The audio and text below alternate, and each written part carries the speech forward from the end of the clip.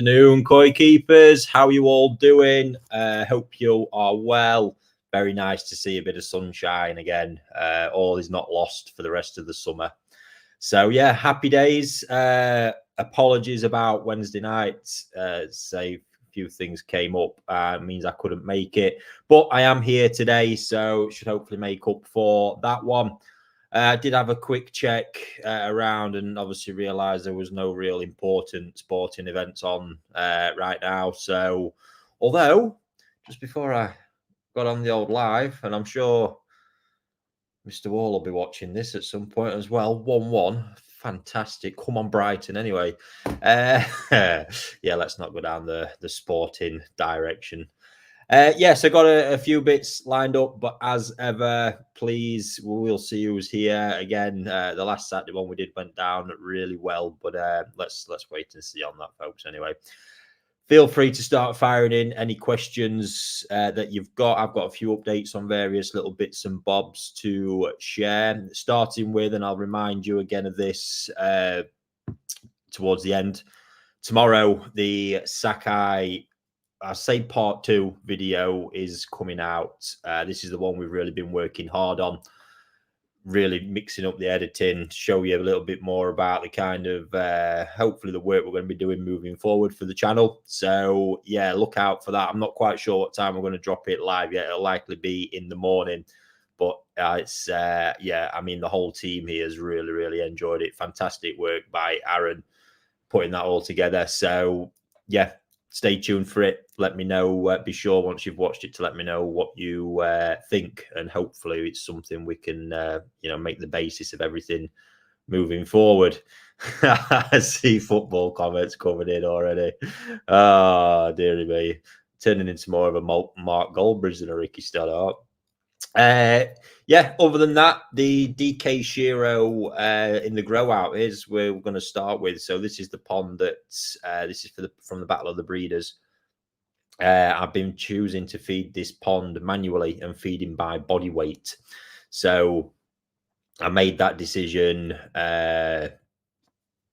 just to kind of prove where we would be or what is possible without even having an automatic feeder, and just using different techniques as well. I also chose the pond that's outside but heated, and runs a just a Nexus, an old Nexus 200 with a standard 50 litres of K1 in it. Absolutely blown away so far. This method does involve weighing the fish, and by weighing them we take an average weight. So this isn't going to be really possible for a lot of people watching this, potentially with mixed ponds. This is going to be really difficult to get hold of, but in this case, because they're all such a similar size range, I took a sample of 7 fish out, one of the smallest, one of the biggest, and a group in between, quite randomly. When I started this, the first initial weight over those 7 fish was 1.75 kg, and feeding 3% of the body weight when I broke it all down to the pond gave me a feeding level of 360 grams.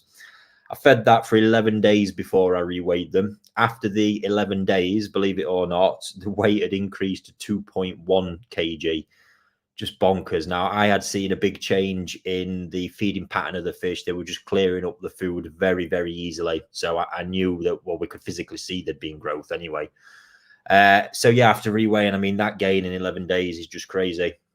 So then we've adapted the feeding level again now to make, and we've gone up to, I think it's 430 grams per day now from the 360 it was at. So substantial increase. And again, you can see they're not exactly struggling with it. So I'm probably going to take the weigh-ins to once a week from now on, just to get a real gauge, or just keep it as accurate as I can over the rest of that period, and keep the increases coming. But yeah, phenomenal stuff. It's nice to have that data, and obviously over time I'm going to have a rough amount of food fed as well, so we'll be able to work out, what's been what's been fed to what weight's been gained, to get some kind of conversion ratio as well. But the pond's performing incredibly well. Like I say, standard Nexus 200 on there, 50 litres of K1. I mean, it's being fed way above the quota of what 50 litres of media can cope, and it's performing really well. So just goes to show you can't just believe everything that you read and told out there. Practical applied knowledge beats theory every day of the week for me. Shall we see who's in today? Let's have a look. Oh, we've got here Sleeper Barbecue from the mountains. Wow. Fair enough. Richard, it seems either you or Arsenal. Yeah, I thought there'd be a few with that attitude, mate. Ray, good afternoon. I'm going to say good evening then. So used to doing it at that time. Andy J, afternoon. Sancho to Chelsea thoughts. Yeah, I mean, he just had to get out of the club, didn't he? So, no. I was about to say no skin off my scrot bag, but there we go. It just come out. Marcus, afternoon. Sean, afternoon. Ian Satchwell, afternoon, Koi fans. Oh, Satch, I presume you enjoyed the little video insight into the NND Tatigoi DK Shiros the other day, mate. Looking mighty fine, they are. Ray, can't wait to see Battle of the Breeder Koi in September. Yeah, the main event fish are ridiculous. Grabbed one up the other day just for a quick check-in because the pond is rather murky given the feeding level. The fish that come up was an absolute shock. I see it come flying up. I was just like, whoa, that's crazy. That is. And yeah, just like skin condition, Benny Wise looking superb. So yeah, fantastic. No, of course you don't, mate. Yeah, so a little bit of a note on that as well. Battle of the Breeders, part 2, dates for your diary. We're getting very close to announcing full details, but if you are wanting to come on the Sunday, especially, we're just deciding whether we're going to split it over a 1 day or a 2 day, but you can write down the 29th on the Sunday, which will likely be, which will be the very open part. Full details on how you can get into that will be available very, very soon. But if you are wanting to come, mark that date. It's going to be fantastic. And we're prepping a load of incredible fish to share on the day as well, which is going to be pretty cool. Good morning from Indiana. Hello. So yeah, other than that, I've got a rather little nice golden corn to share with you as well. I can't believe actually. Oh, here we go. First one in. I was just about to say we're 8 minutes in and I've not had a single question.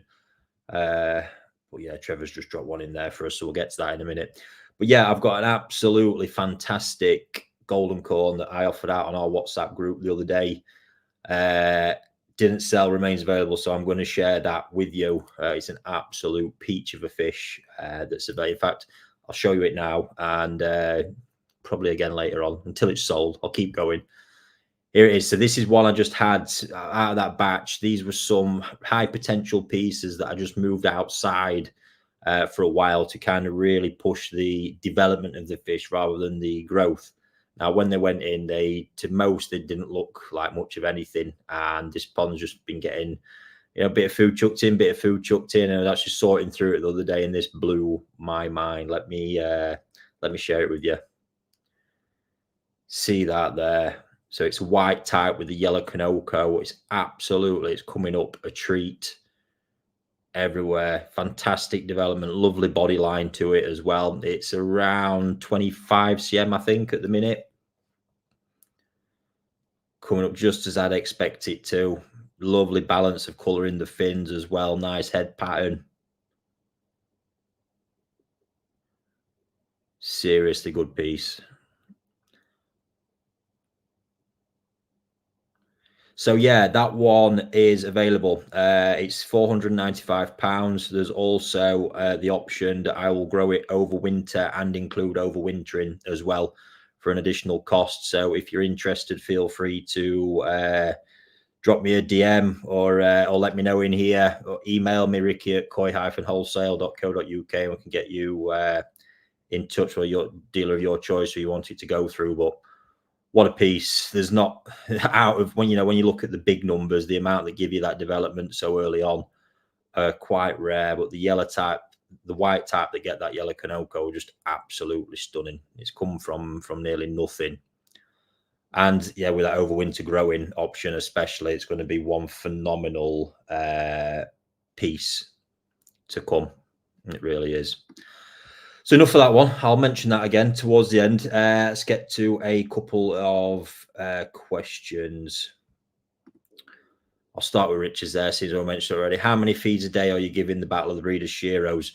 It's literally, the food is measured out next to the side of the pond, and the instruction is just to keep throwing it in. We've got to make sure it's all gone by the end of the day. So the pattern will vary from day to day. I'd say predominantly it probably goes in over 3 or 4 feeds mainly, but it's all about just making sure they've had the volume of food throughout the day. That's the essential part of it. And making sure as well you don't give them too much too soon, because overfeeding, it's a pretty high quantity of food. Too much too soon is going to piss them off as well. So I've got to say that's the only bit of it all. I might from this in the end actually start including a bit more kind of measurement in my feeding program inside with the automatic feeders, just to see where we're at weight wise in relation to feeding, to get some idea of percentage as well. Looking at them, I would say comfortably, if we were spreading the feeding out over a longer period in the day, which we're not. I mean, generally they're not getting their first feed most days until like 8:30, and my 5:30 is the last. So compared to 6 till 10 with the other ponds, I'd probably be happy looking more towards 4% of body weight for them, because I'm confident they could take it and the pond could take it looking at it. It's just, it's going to be too much food over too short a time period, in my opinion, with that one. All right, Trevor. Afternoon, Ricky. With all the koi at KW, when you move koi from one pond to another, how do you keep track of them all? That's a good question, that. I keep track of them all. Yeah, I mean, it's weird. It makes everybody laugh there, or absolutely jaw-dropping amazement most of the time, how I just generally know everything. We have got systems as well in the pond manager we've been building that actually keeps track of it all a bit more, but generally they're moved from batch to batch, or we've got some systems when there's saltfish and bits and bobs in a pond. But other than that, yeah, generally I weirdly know where just about every fish is. You asked me what I did yesterday, I won't be able to tell you. But where all my fish are, no problem whatsoever. But yeah, we do make a point of moving batch to batch, so staff generally on site will also know what's what and where. There's a few ponds this year where the growing have been mixed together, but again, that comes down to me, and like I say, records of saltfish and stuff we've got. So just not to cause any confusion and make any mistakes.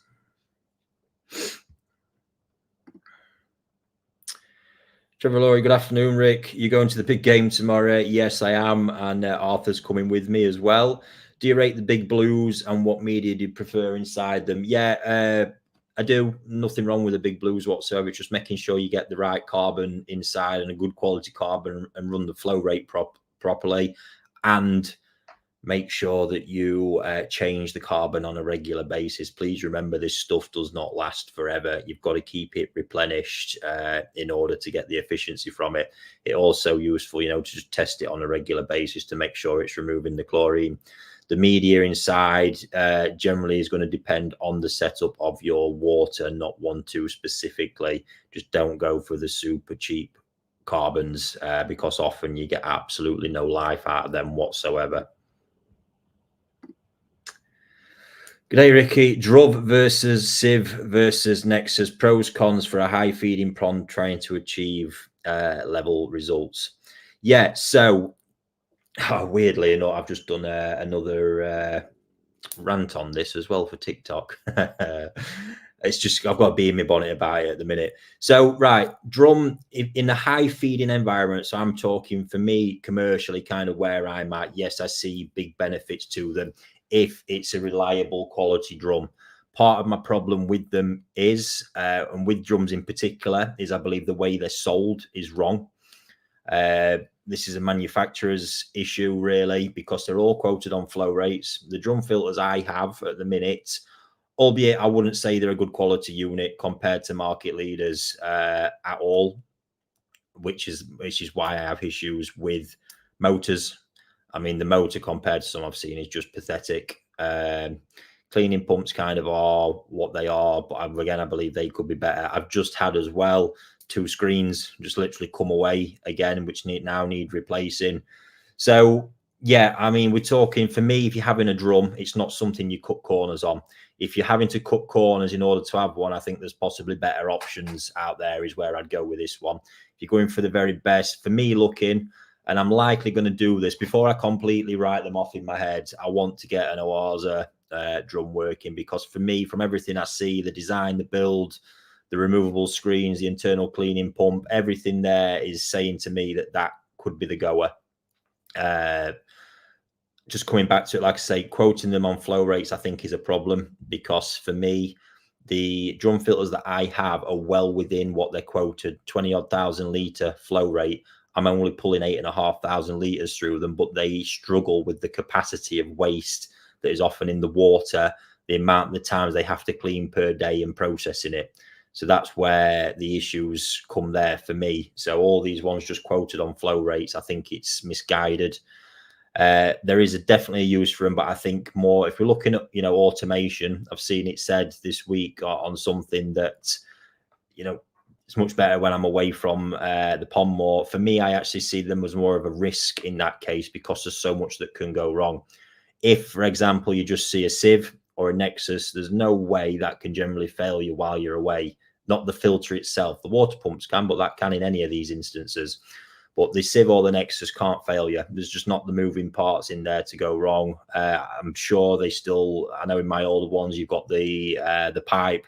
You can just tip round in case the easy blocks up. So at least you're still getting water circulating around the system, and it won't fail. The pond water will look a bit shitty, but it soon clears up. It's better than it not working at all. Sieves for me is kind of where I see this ideal in between the two, and for the price as well. I mean, this is the big thing I've got to consider. You've got to consider is the price of all this stuff. So again, I was having a look around earlier. Now, as with anything out there, I've done this with backy showers. You have to analyze and look through the product and actually look at the concept and how it works. Now, what I'm doing here, when I'm looking at a drum, I'm looking at the concept. Yes, it's automated, which is fantastic. But the main thing for me that it's doing is it's removing waste, quite a lot of waste, albeit, and possibly even too much waste sometimes, from the system on a very regular basis, and actually taking it straight to waste. So it's removing it from the water body completely, which is good. So then we have to look at, right, is there another way that we can do that? In my opinion, a sieve is between that, because it's removing the waste. It is not within the water body. It's sat on the sieve as the water passes over it. Yes, it's not moving as much waste in regards to the micron size, but let's not forget that, biological filtration needs feeding, and biological filtration plays a very big part in removing that from the water as well as food, especially in the case of having a big fluid bed. The drum, so yeah, then coming back to pricing. So I had a look again earlier, because I'm not completely up to speed with it all. Nexus 220, the latest spec, we're looking at 1,400 quid. I had a very, very quick flick round and didn't particularly go for any high level brand one, just one of the cheapest ones I found, and was looking about 2,600 or 2,800 quid for a combi drum unit. Well, didn't look like a particularly big drum either, or fluid bed. If you're asking me, in that case, straight away, I'm going to take the two Nexus, regardless of any feelings towards drum filters or all the rest of it. It just makes sense to me, because what you've got there is two independent lines you can create in your system and run them nice and slowly, for one. But by running each line nice and slowly, you've even got the option to have a higher total pond turnover rate. You're running two independent lines as well. So, if you want two bottom drains in your pond, you've got each one going to an independent filter. You're in control of the flow rates. I think the issue when I see these drums, you have one unit because of price, and then you have two bottom drains running into the one unit. The problem for me there straight away is you potentially, if you're pulling high flow rates, your retention time in your fluid bed is going to be absolutely naff all as well, which is an issue, and it will be across water quality and clarity for sure. So yeah, the chance of having two independent lines, that gives you two, easies as filter options. Or even if you was looking at this as sieves, two sieves up to a big backy shower or something like that. I mean, even that's probably going to save you a good chunk of money from where you'd be with just the drum combi system. But You've also then got the option, you've got bigger biological filtration, you know, in that you've got scope for up to 400 litres of K1. I don't know what went in this combi unit I looked at, but it didn't look like it'd be too much without overly condensing it. And then there's also just the fact that there's two independent lines. So if one goes down for whatever reason, there's still another running. Just the whole thing to me makes sense. And that's if you was determined on spending that budget. Ultimately, if you are looking and going, right, that's the budget, what can I get? I mean, yeah, for that combi drum system, you could be looking at having, I don't know this exactly, I've not looked, but for me, I could possibly see scope there for a Sieve, a Nexus, and possibly even the shower, all for the price of the one drum unit. And again, no brainer to me. And this is my problem that I see out there, is that it's just kind of all gone out the window, that there's no consideration for anything else. When in reality, I mean, the obsession in all this as well is water clarity. And it's like a Nexus can't achieve good water clarity. They sure as hell can. You've got to set the things up right, though. And flow rate is a big part of the problem with them as well. For you, I mean, it depends what you call high feeding and high stocking level as well. But I am going to stick with this where I'm, you know, if it really is, you feel like it's going to be super heavy, really high feeding, yes, the drum will come into its own a little bit. But I don't want that to think then you can't achieve that with the others. I'm quite confident that with the Sieve, you're going to get very, very similar results without any of the potential downsides as well, which I will prove all this over time. The big thing in this I have to look back to, right, well, I think I said this last week even, the results I'm getting in my 1,200 gallon ponds, because it was last week I said this, I'm often looking going, can I really build these new ponds when we get around to it and not have a drum filter, given what I want to do? And I go in, and even where the Battle of the Breeders fish are growing, the 1,200 gallon pond yields such incredible results, fish-wise, condition-wise, all the rest of it, body. They're filtered by a brush chamber that is purged on average once a week, and a 300 litre fluid bed. Now, yeah, and I say it time and time again, water clarity, forget it. But from a practical perspective, that's where we get. Now, you could make one small change to that, replace that brush chamber with a Sieve, and that's going to be a phenomenal upgrade, which would indeed improve that water clarity. You know, when the heavy feeding dies down, the water clarity is fantastic.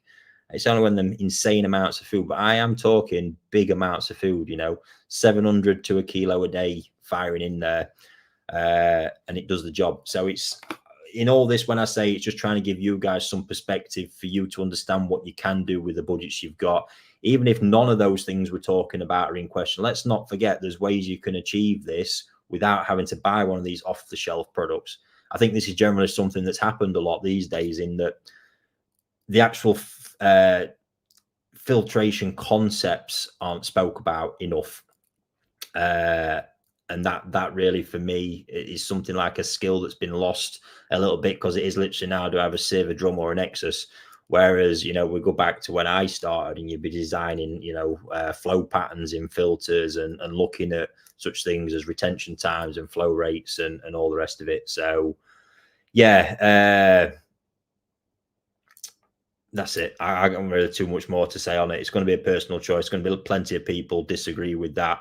Drums have got their place in the market now. I think we're at a point where we will just see the cost of them coming down all the time, as well as they become more and more, as the demand grows and competition increases.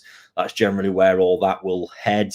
I just wonder, like I say, what thing, but I just wish those guys would look more, you know, just something beyond flow rate, and actually advising, or look, you know, depending on what your pond's doing, you might need to up the size of this. It's a little bit like the heat pump scenario, really, when in reality, you could you get the heat pump that's quoted exactly where you're at, and it's going to struggle a little bit, rather than going for that next size up.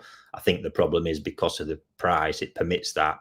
So rather than squeezing, you know, a mediocre drum that's maybe not quite spec'd up enough in, look at other options that will allow you to have a more substantial system. That's probably the note I'll end on that one. And I hope you have got what you want out of that process. I did go on a bit of a ramble there. Afternoon all. I'm lucky to get 3DH from tap. So I've added oyster shells this year as opposed to bicarbonate. Okay. Yeah, fantastic. Some people wouldn't call that lucky. I mean, 3DH is good if it's good quality water. That is as well. Will likely still need treating, because I don't think there is much good quality water in the UK. But yeah, oyster shells. Again, your difference there, guys, for everyone watching, is oyster shells don't buffer water. They absorb acid, which helps stabilize KH, but bicarbonate will raise KH for you, just so there's no confusion there. Ian, this is my first year doing a grow on heated with heavy feeding. Normally my KH is about 12, as my source water is 14. Is it normal for heavy feeding to dramatic lower KH? Absolutely, Ian. You've got two things really happening, and this is all coming down to basically carbon dioxide production and then the natural acidification of water.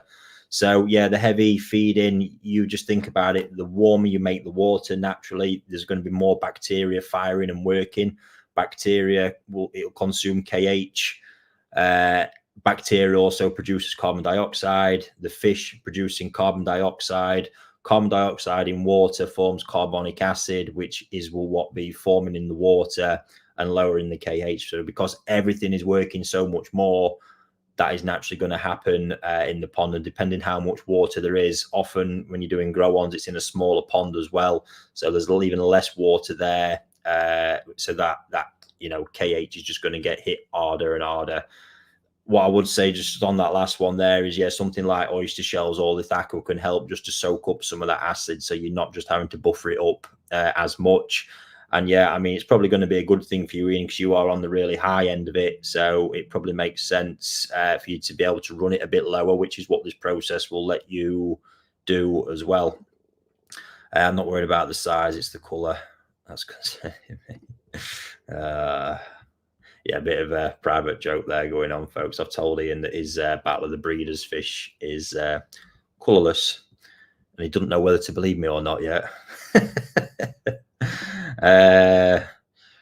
Right, I'm sure I've got that right. All right, sorry, I missed one there. Is high pH like 8.4 an issue?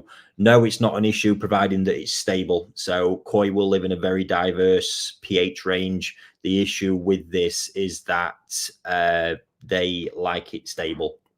They don't like swings. Too big a swing can lead to mortalities if you're not careful.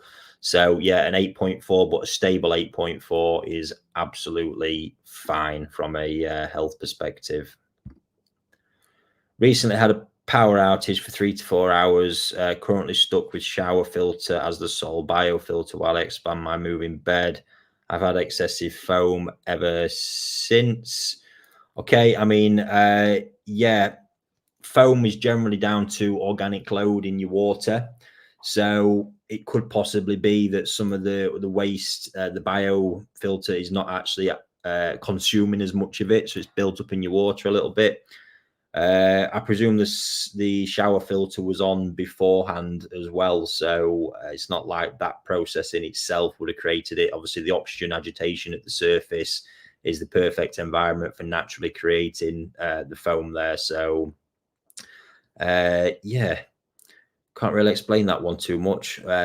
Generally, like I say, it would be that there's somewhere an increase in waste in the pond. Is it a scummy foam? Is it just a white foam? A little bit more information could be useful there, but that is the general process. You know, foam is a part of nature that develops on the surface to help remove organics from the water. So it's nothing generally to be too concerned about. It just is unsightly.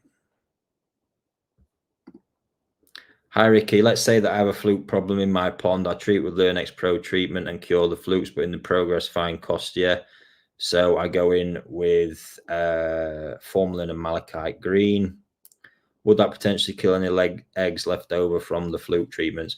Right, so let's remember that eggs are only for gill flukes. The skin flukes actually physically give birth to a live young. So yeah, I mean, that's actually very common as well. Costia after fluke treatments, we see that more and more. And yeah, I mean, if you go in with malachite and formalin after, it can do, but it's not a guarantee. There is some crossover sometimes, you know. It's amazing what medications can actually do, but it's when we're talking about low levels of parasites, I think naturally there you just have to see what happens. There's no guarantees in doing that. You need to get rid of the costia. That is what you need to do. And you just see afterwards, but there's no other treatment there you could go with that guarantee you to hit any flukes again after. But if they're all gone, it's not a concern anyway, Joseph.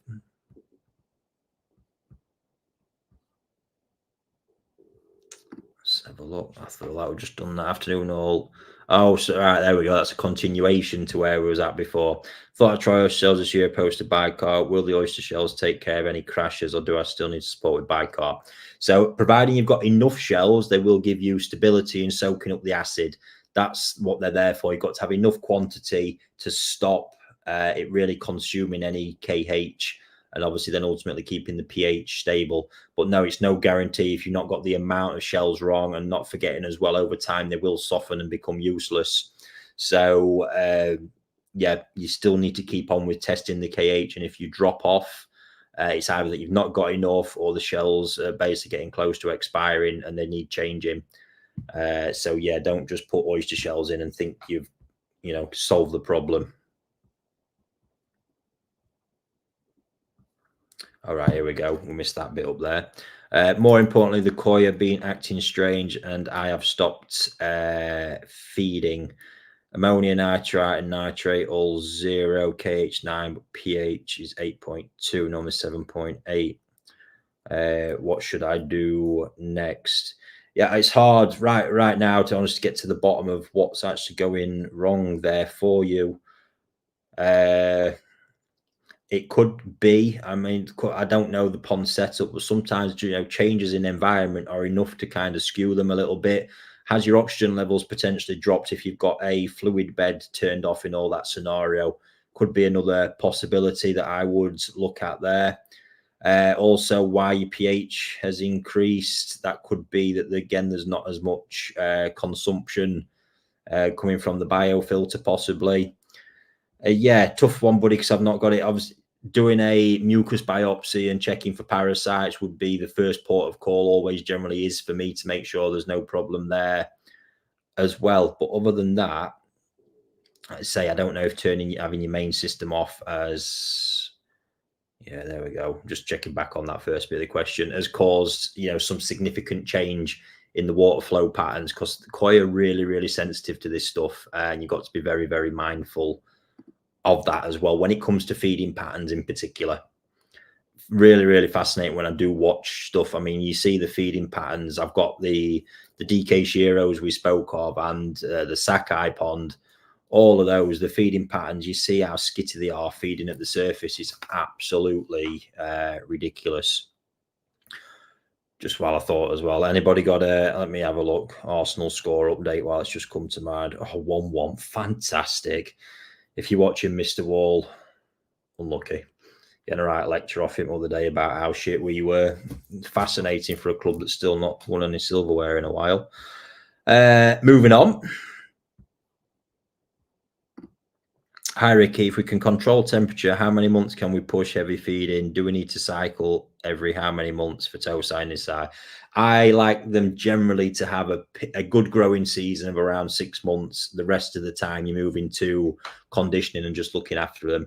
I think that's really, really important for longevity and the long-term health of the fish. You can just feed them all year round, heavily growing. You are going to take years off the life. I can promise you it. I've seen fish when they've been kept in that environment. It ain't pretty where they get to. They need a rest in order to come back. And that's the period as well when you can start to enjoy them, condition them, and basically then get them ready for their next phase of growth as well. Hi, Ricky. For heavy feeding, are showers worth fitting as additional filtration? Absolutely. Again, that they are, for me, an important part of a system for certain purposes. I like them mainly a lot for the degassing effect that comes from them. I've recently, over the really hot spells, took the lids off of all mine, and it's amazing how the the smell in the air in the whole fish house has just changed. There's clearly a lot more coming off of them as a result of that, and you see that, it's really going to help getting CO2 and stuff like that off the water as well. But yeah, it is a great way to put an extra load of biocapacity, and it's also a very good way when you've got your fundamental system, your fluid bed for me, where you've got a slower flow running through it. It's a great way to increase total pond turnover in a system that can handle it without affecting that main filtration line. So yeah, absolutely, Dave, well worth it. Ricky, if I turn up at one of your dealers in mid-September to buy a Nissan, how old is it? 1.5 years or 2.5 years? Yeah, that's going to depend on whether they've just changed it. So if it is a newly harvested Nissan, could be 1.5. That depends on how often the dealer updates the information, in all honesty. Generally, the Japanese term in September would still be Aki Nisai, meaning autumn Nisai. And then, yeah, come October, we move into the phase where generally, Nisai, new Nisai at that point are 1.5 years. So you just have to get some clarity. That's why often when we're putting fish out, we actually put how many months it is as well, just to help you kind of keep track.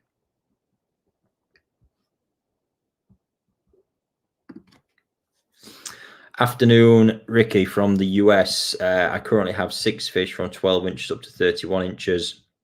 I'm feeding sake kari growth 3 times a day. Am I harming the largest fish? Would I benefit from switching to sake kari balance? No, James, not whatsoever. I don't know where you potentially got that idea from.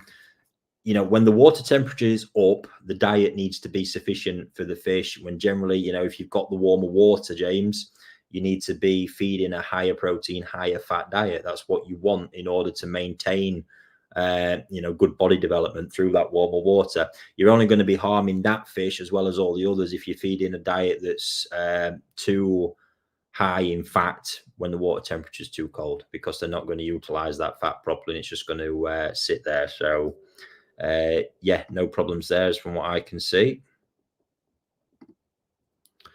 Maybe a crazy question. Is never a crazy question here, buddy. I have a Ginrin achiever that seems to be losing its Ginrin. Does that happen? Is it possible? Yeah, I mean, Ginrin is not a guarantee. And one of the big things with Ginrin, and this is why you don't see huge amounts of big Ginrin fish, is if the quality is not there to begin with, it's a little bit like pigmentation quality. If there's not enough of it there, as they begin to grow, the quality of that Ginrin will drop off and become, more insignificant across the whole fish. So, in young fish, you want to really look for it shining across all of the fish. I look down below the lateral line, everywhere in a really, really, really high concentration. So there's going to be enough of it there as the fish begins to grow. The trick running a drum filter is not to put all the flow through the biochamber. Yeah, I agree, but unfortunately, a lot of people do. Koi boy, hello Ricky. I have a 7 foot by 4 foot by 4 foot deep pond with a fair amount of koi in. I have a standard size wheelie bin full of K1 media, moving bed with a waterfall and backy shower. Is that enough air? No stones. Yeah, I mean, it's always nice to get some aeration in the pond, for current as well, more than anything, but just, so there's some movement and flow pattern in the pond. Obviously, yeah, you've got good returns, but the only way to really know is there enough there. I mean, are the fish gasping? For one, pretty good tell, or actually test the oxygen levels. You can aerate through your moving bed, and it's a really efficient aerator without actually having it in the pond as well. But I would always choose to have something in the pond for those reasons that I've just mentioned. Jason, evening. You do the same as me, mate. Afternoon, rather. Sam, hi Ricky. What's your opinion on airlifts? No, if we're looking from a filtration perspective, no, it's a way of moving water around. It seems very efficient. Haven't used it yet myself. If we're on about from a drainage perspective, again, makes sense. Haven't used it myself. That's as much as I can sort of share from that with you, Sam. I don't often like to give opinions on stuff that I've not used, but it is something I've looked at, and yeah, I don't see any downsides to it from either way.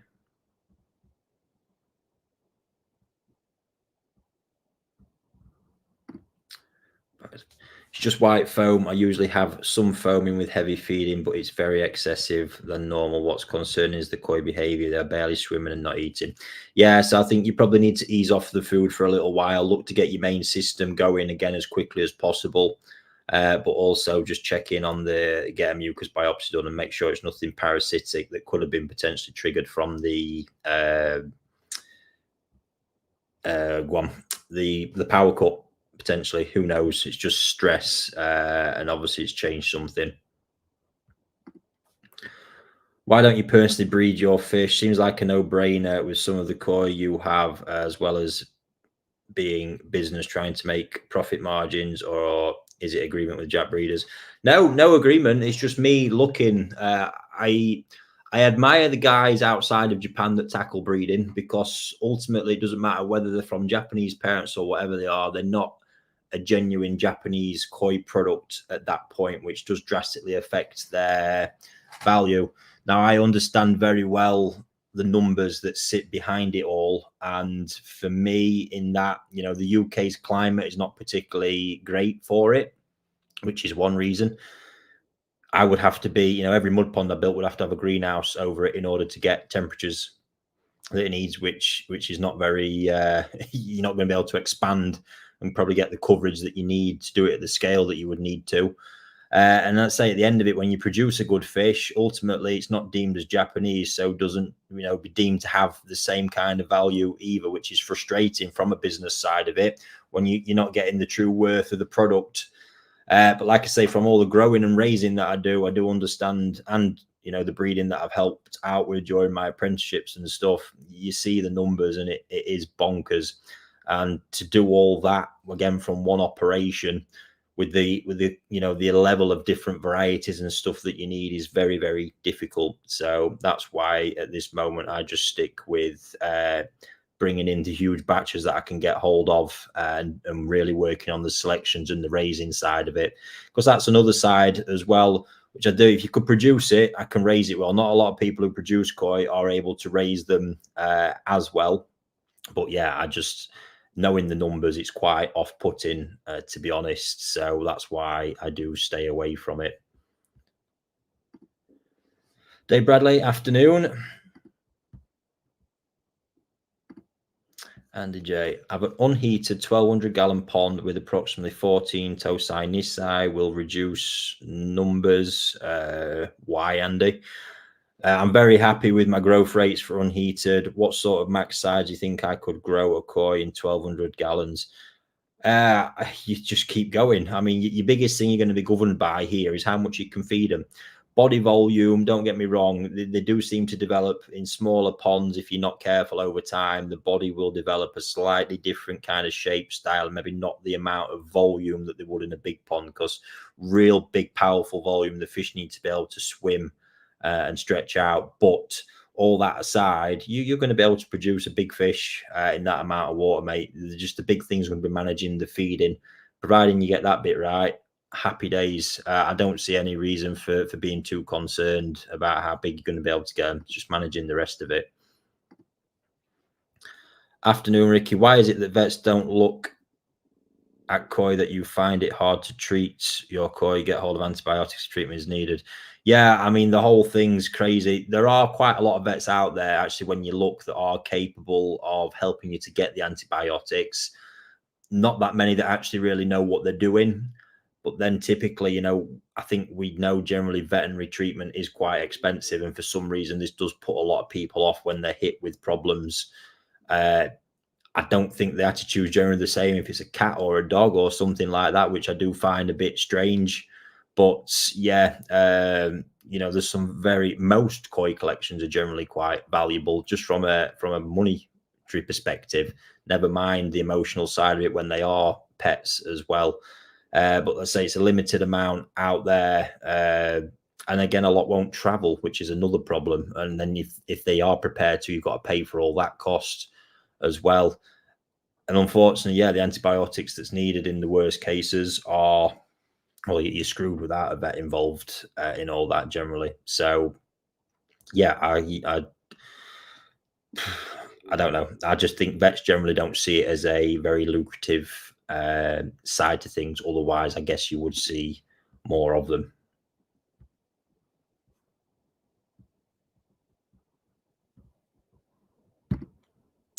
Just installed an air source heat pump, koi going back in our extended pond next weekend. Amazing. We follow the season, but consistently or with an 8-month growing window. Start at which month? I'm not quite getting that right. Oh, well, look, with the growth patterns, you don't need. Oh, there we go.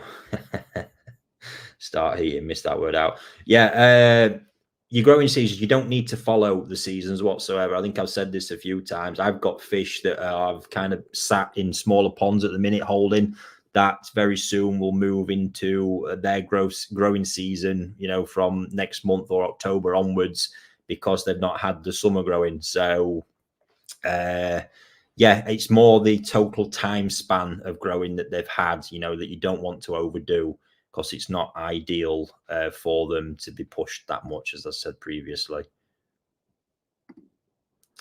Is it true that Ginring koi do not grow as big as regular koi from the same variety? Yes, that is generally correct. There are a few, I say a few, a couple really of lineages. You know, Momotaro, Ginring, Kohaku have achieved the same jumbo sizes as others, but there's not many out there that do. So yeah, generally it is a problem with them, especially when you see super high quality Ginrin as well. The Hiroi lines, for example, they'll get to a good size, you know, mid-70s, happy days, but really pushing way, way, way beyond that. There's so few that actually ever really make it.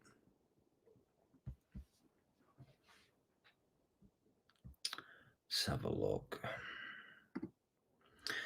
After the heavy feeding phase, what is the approach for conditioning from a 9-time feeding day with 1.5 kilos? Should we cut it in half? Yeah, it's not necessarily that. I mean, mine are different. What will happen is when I finish my growing season, we'll cut the food, we'll do a selection and just completely reset from there. It's generally winding down the temperatures, Jay. So probably coming out the growing temps round to about 18, changing the diet as well, which is a big part, changing the food.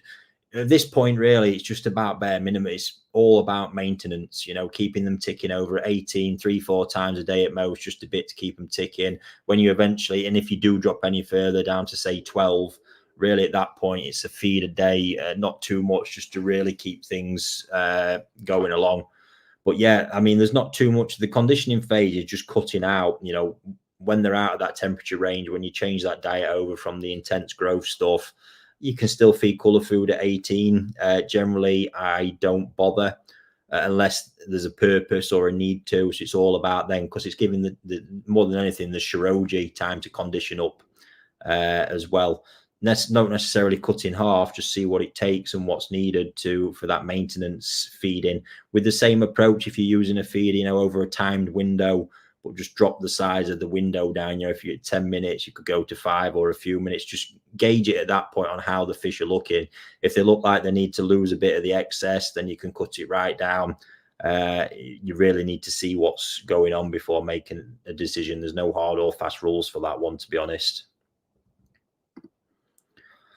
Ricky, what's your opinion on flow direction in a pond? One-way flow, circular, does it matter? High, strong flow in summer and bring it down in winter, I'm presuming. That end bit, completely agree with there. The rest of it, the circular shit, I've never really got my head around. That just seems like a decision that was made for koi ponds, this tangential return sort of system, vortexing to put shit into bottom drain. You know, very rarely do ponds with bottom drains get that much settlement when there's aeration and fish movement and stuff in there anyway. So what I have seen is that when it's done wrong, really cause issues in fish shapes and stuff like that. My preferred opinion is just a one-directional flow, like I've discussed, all the returns, aeration, all at one end of the pond.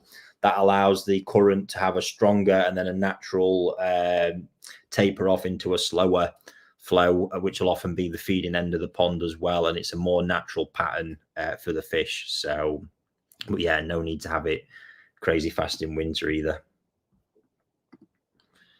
Ricky, you should explain to people how to set up a drum correctly to get the best turnover rate mechanically and optimum dwell time in the biochamber. It's easy if you know what you're doing. Yeah, so like I say, the thing with these is, and I do put it down, you know, the manufacturer should be doing more of this, but I can't say what there must be somebody be able to research what flow rates, because through a drum itself, they will know the flow rate it can handle in regards to water flows, but that is heavily impacted by how much waste it's pulling through with that water, from how much it's going to be cleaning, it's going to be using the drum, all the rest of it. So that's where, for me, I know if you're in a really intense pond, the bigger the better. When it comes to the biochamber side of it, I mean, the longer the better with that stuff as well. There's nothing out there that's proved to me that that should be any other way in that. Generally aiming to make sure your pond is turning over at least once every 2 hours is where you want to be with it. If you can't achieve that kind of flow, or you want a higher turnover in the pond, there's ways of doing that by adding additional lines. Like you've yourself said previously, you know, you can pull, you've not got to pull all the water through the bio, because they often have multiple outlets to match the inlets. So you can pull some of that water off and route it elsewhere, which will give you the desired effect. But I would always fit a purge beforehand as well on the bottom drain, so you can actually get the drain line purged properly every so often. But yeah, there's not much more I can add to it than that. My gripe is the way that manufacturers, like I say, are not really raising any awareness to, oh, okay, so this small drum will run a pond at this flow rate. You put it on there, then find that because, you know, you're firing food in and there's loads of shit, that it won't actually keep up and the thing's constantly under too much pressure. Rossi 46. Hi, mate. I've noticed the Benny near the tail seems common. Weak Benny near the tail, common on young Deutz fish. Will this come with age? I can't say it's anything I've noticed as being common with Deutz fish, to be honest. So, I mean, yeah, colour will naturally thicken with them over time as well, unless what you can get in Deutz fish is two-tone colour sometimes, which is a quality flaw, and that will never correct itself. So bear that in mind.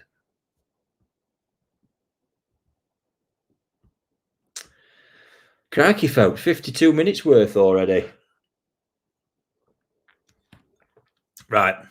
I think, actually, before I mention the golden corn again, just bear with me. I believe somebody's pinged me on WhatsApp to acquire that stunner.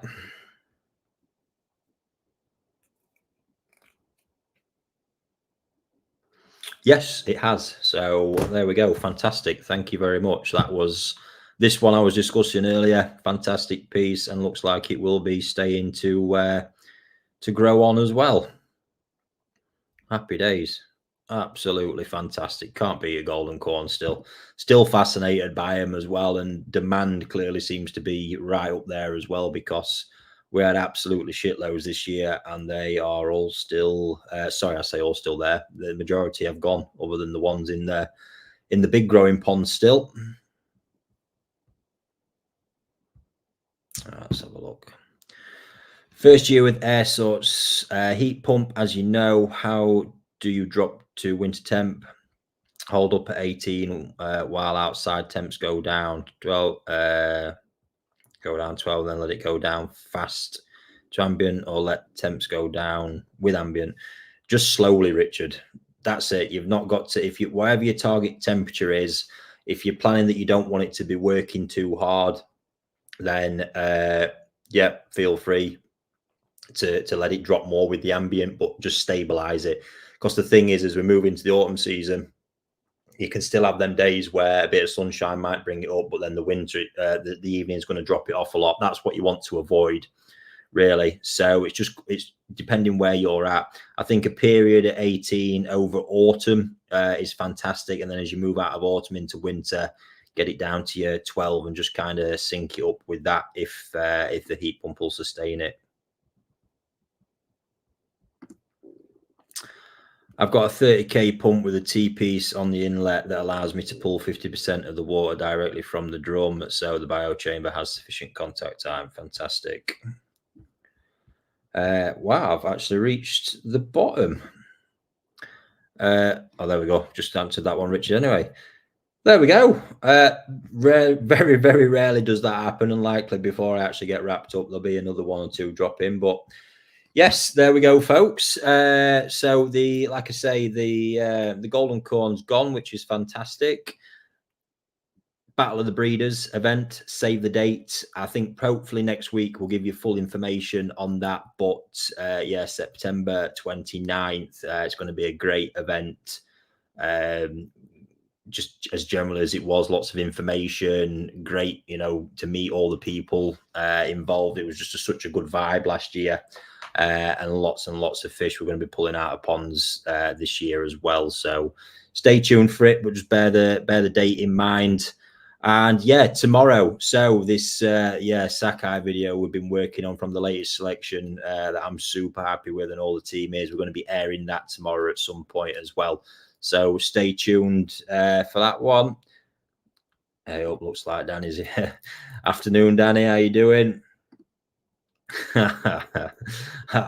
Danny, honestly, mate, they asked me the other day. I've not got any. I have got no big Tamasaba left. It's shocking. I've got to get some more grown.